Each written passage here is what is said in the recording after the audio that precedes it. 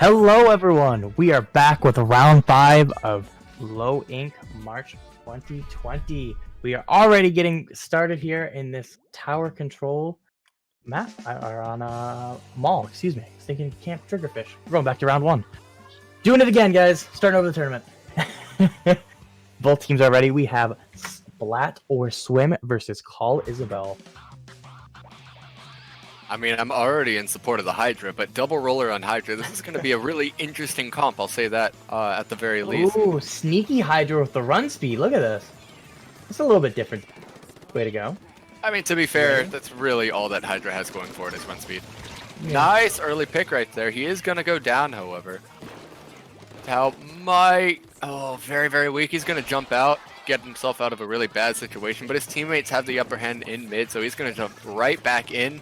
They're going to start working on taking the left close right there and maybe possibly getting ready to get a push off. Surprisingly enough, no one actually got on tower to make anything happen. The roller. And that's why that roller was ready for it. That roller was like, no, mine. And so it's still neutral after the first minute of the game. Nobody is really riding tower with almost an entire minute gone before anybody touching it.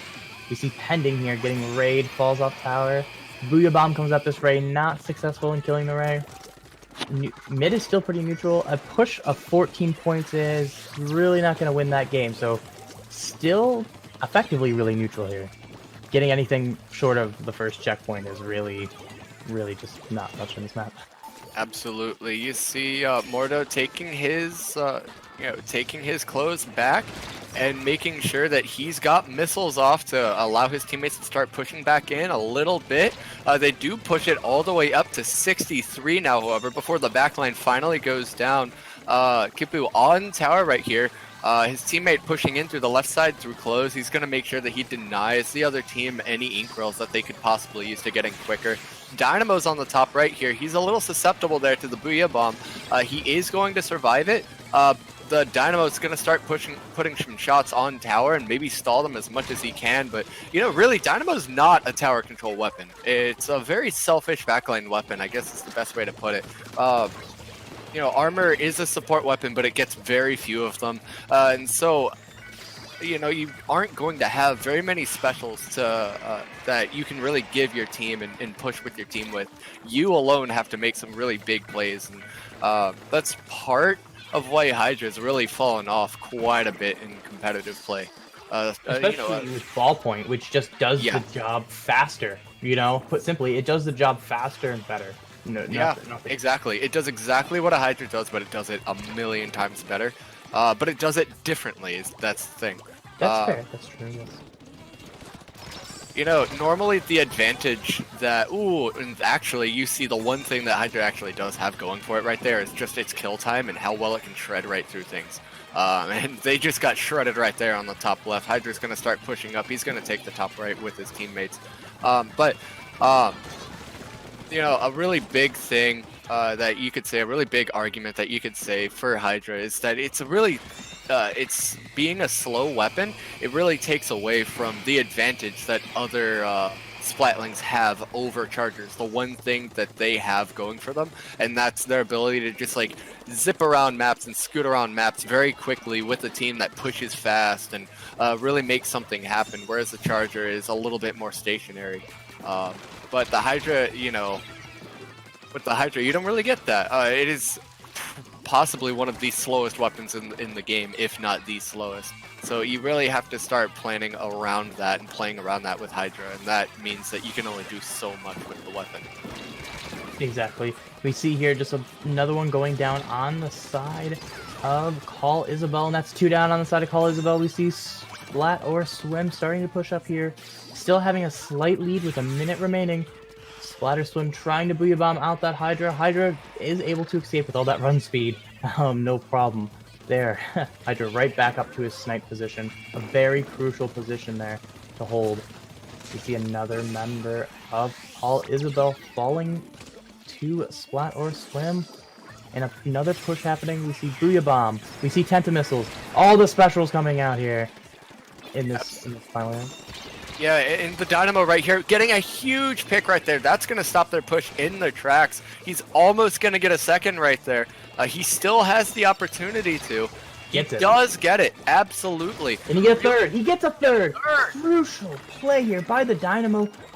Finally connecting with those shots here with a Booyah Bomb ready. If Will can get a pick here, it would be super crucial and they get the pick here. And he does. He's going to take the top right. This might be it. Oh no, he goes down. But they are at the checkpoint. The top right, there is a pro. They might not know. And the tower just hold it. Oh.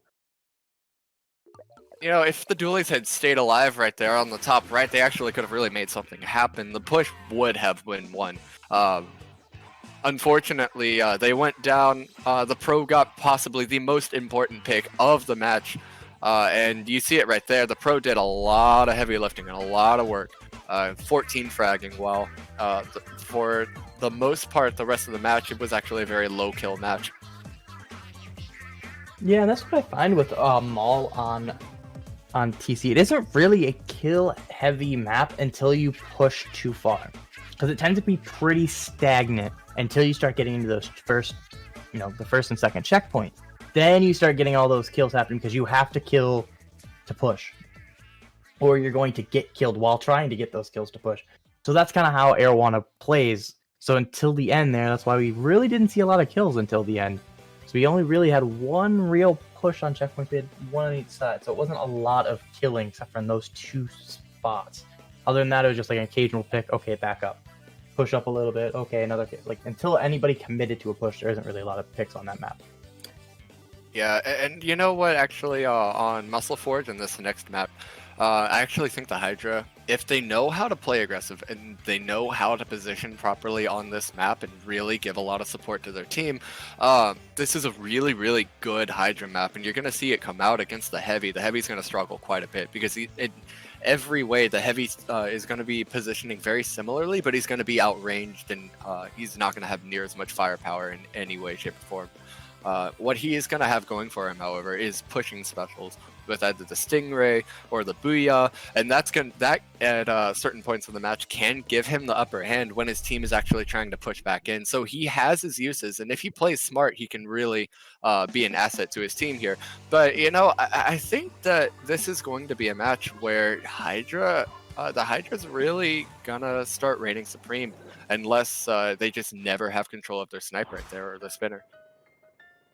And we see here on Sturgeon Shipyard, Rainmaker, both these teams coming out fast. One going more right, one going up mid here. Going to be a Mayo neutralize the pop here. Sink or Swim going to get that pop here. Crucial to get that initial paint here in the beginning. And we see a flank on the right side from the Dualies. Gets one, going to go down himself from Will the Dualies on the side of Call Isabelle. And that is a complete wipe of Sink or Swim early in this match. Absolutely. The Dualies is going to push up on the left side and give that paint for a really, really fast, speedy push right here. The Rainmaker's already there.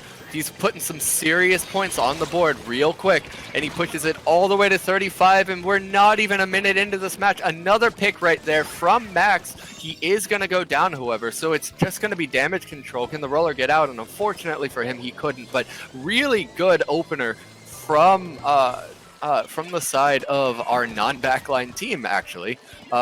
The Dynamo is essentially not even acting like a backline. A huge pick right there from the pro, though, however. That's going to be one down. He's going to take out the Dualies, their ability to really get in. And this might be the opener for a push on the left side for Sink or Swim, actually. I mean, I think the big crucial thing we saw was just how fast they were going. You got the quick wipe, and in this game, there's so many picks already. I mean, just the difference between Rainmaker and Tower Control is huge. They are two of the most vastly different modes. I would probably say almost the most vastly different mode in this game. Complete opposite of one of the slower modes to one of the fastest modes in the game. Absolutely. Or actually the fastest mode in the mode. So it's like you kind of have this slow pace on a map that is very stalematey and stuff like that too. Rainmaker, even on Sturgeon Shipyard, can be very fast at times. It can also be very stalematey, as we kind of see now. But man, just crazy the difference between these two games so far. And both of these are kind of up to the challenge so far. Both are kind of made their adjustments for this map. We see no backline on the side of of Call Isabelle so far. So Yeah, and an interesting Stingray right there from Splat or Swim, actually. He is going to be able to be up and get his teammates back in, and they're going to start making a push out of this. But the Stingray was a little bit early. I think had he actually, during that Stingray popped his map and watched, he would have actually been able to get some picks out of that, because if you put anything on someone with a Stingray and then pop your map, you can see their location on the map at all times. And so it's pretty huge. The Pro coming out with a huge Booyah Bomb right there. that's a delayed one. That should be enough for the lead here. Absolutely. They're going to push possibly up, and they do. They're going to get the lead here. Past 10, almost to a KO, all the way to 6. So Splat or Swim. It's rare for that not to be a KO, or at minimum like 2. So absolutely keeping them to 6 is a luxury at that point. I'm going to be completely honest. Keeping them to 6 at the point they let themselves get to is huge for Call Isabelle to give them any sort of shot to come back here. But Splat or Swim really put themselves in a good position with about a minute and a half left in this game. We'll see what Call Isabelle can do. I think their big response is they're just going to have to play a little bit more aggressively and just kind of get in their face. And right now they're being punished for it. They are now 2 down, maybe 3 down here, being completely surrounded. Yep, there will be a 3rd down. Another splashdown in mid here from... that's going to be punished here. Yeah, absolutely. You know, a double splashdown comp, they don't really have... they have an aggressive comp, but they don't have anything in that comp that really allows them to push with that aggression. And so they're just relying on, you know, maybe really good positioning, flanks from the dualies to get those picks, just like you see right there. But he is a little bit far behind them. They do go 2 down on the side of Splat or Swim, however. 3 down, actually, if I'm not mistaken. And so Call Isabelle actually does have a chance right here to maybe put some pain on the board, maybe get a pushback going. They have a really fast comp, so they could probably make something happen here. I think the big crucial thing though is the double splash down here.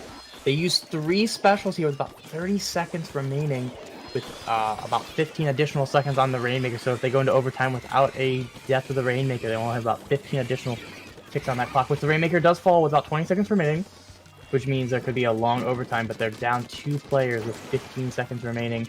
Splat or Swim right now with the advantage. 1 member down on each side.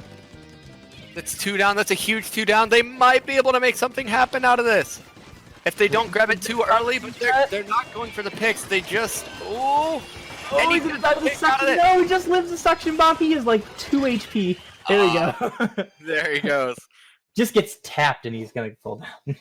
If they looked at him funny, he was gonna splat. Yeah, he was gonna and go they down. do eventually. 2 of them just go, "You need to go. Thanks. Bye." So Splat or Swim is gonna come up with the win on this match. I believe that's a 1-1 set now. Am I mistaken? Yeah, it's a pretty good match, adjustment. You know, getting rid of the backliner, actually, I'm not really, especially on this map, I'm not really sure that I agree with it. You saw right there, they really struggled to get back in. You know, before they had that Hydra that they were constantly jumping to get them back in. But even if you're gonna run without a backliner, at least have something like beacons or something like that. Mm-hmm. Something that allows you to, that really helps you speed up the match in your favor. Because if you're not working with range, you need to work with speed. And you need to utilize things that will either 1, space you so that you can push with speed when you're ready, or 2, you know, something that helps you get back in and utilize a lot of quick respawn and stuff like that to just constantly get you, you know, moving forward.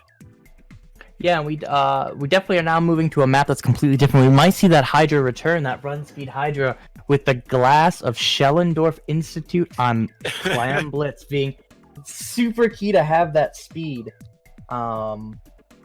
So in a 1-1 set, we might see a Hydra return. Something we haven't seen, I don't believe, in low ink in quite a while, a Hydra at all. So seeing one twice would be... Comp? Hydra and comp at all, first off, is a rarity. It's a weapon that you just flat out don't see. Glugas as well, you just don't see it in comp. Even in amateur level tournaments like this one, where you have a lot of new players, a lot of people making their name in the competitive scene for the very first time, just starting at the bottom and climbing their way up, you know, you still don't see it because frankly, it's already like even at the lower levels, people already know it's outclassed. It is an outclassed weapon, so it's outclassed. Both the Glugas and Hydra are both outclassed weapons to other weapons in their fields. So Hydra's outclassed by ballpoint, outclassed by heavy because heavy can paint more and it can utilize pushing specials. It's outclassed by chargers because chargers can just instantly delete it. It's not a fast enough weapon to play around a charger. Glugas, they just don't put enough paint on the ground flat out to keep up with other kinds of dualies and other shooters that just paint quite a bit more, like L3, Junior, even Pro can paint a bit if you know what you're doing with it. Exactly. We do see here, finally going to challenge. We see that Hydra return at the end of the day here. We're going to have that run speed Hydra. You know, the Hydra's actually going to have a massive upper hand right here against the Jet, though.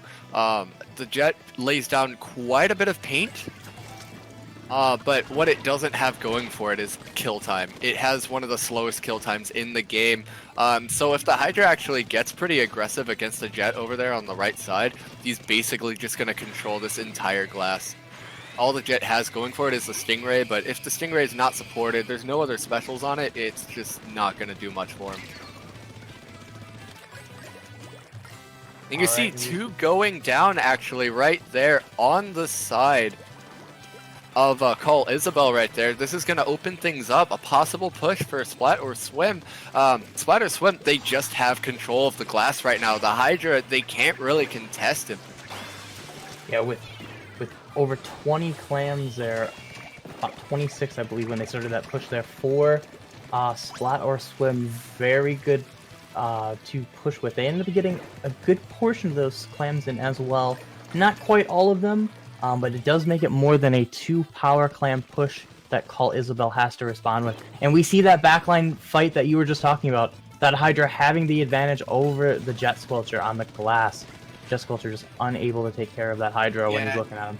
If you were a Jet Squelcher in this match, frankly, I wouldn't even bother trying to take a backline 1v1 fight there. I'd really just focus on playing around the Hydra and take advantage of how slow it is and say it's going to be relatively stationary on the glass right here, right? But if I play around it and really open up the bottom and open up the sides of this map for my teammates, as a team we might be able to make something work and really take advantage of the Hydra's flaws.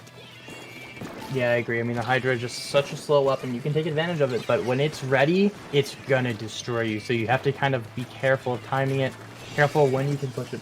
That's the big key of fighting a Hydra. It's just timing it. It's all about timing. Absolutely. In this map, you know, Stingray really just isn't a great weapon here as well. Because if you're Stingraying someone up top, they can just drop down. If you're Stingraying someone on the bottom, they can just jump up top. You know, somebody's going to be up top if they're employing, like, you know, real team play with a team. They can call it out. I'm jumping to you up top. And there you go. And you see the Super Clam jump right there. The Power Clam, they're going to get a push going. They might get a couple extra points. They do. They get 3 extra points off of this right here. Sorry, 4. A huge Booyah Bomb to keep the push going. But the holder of all remaining clams, unfortunately for the side of Splat or Swim, does go down. So the last person alive jumps right out and says, you know what, I'm going to charge up special a little bit faster.